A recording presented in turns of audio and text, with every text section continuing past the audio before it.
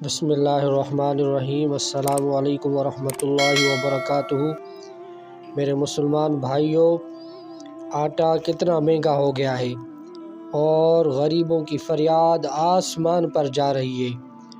تو اس وجہ سے اگر غریب جو ہے وہ بھوک سے مر رہے ہیں، وہ تڑپ رہے ہیں، روٹی کے لیے وہ ترس رہے ہیں، اور اتنا آٹا مہنگا ہو گیا ہے کہ غریبوں کے بچے بھی بھوک سے مر رہے ہیں۔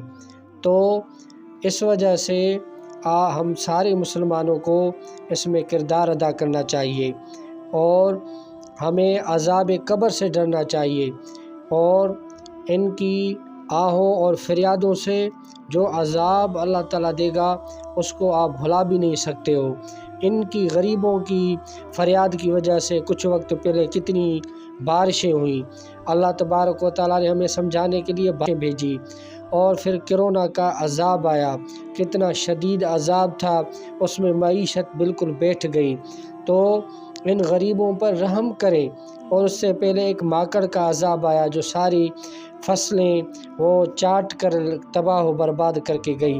تو ہمیں چاہیے کہ ہم سارے مل کر ان غریبوں کے لیے کچھ کریں۔ اگر آپ دکاندار ہیں اور تو ان غریبوں کے لیے آٹا کو سستا کریں، اور اگر آپ کارخانے دار ہیں تو ان غریبوں کے لیے آٹا سستا کرنا چاہیے۔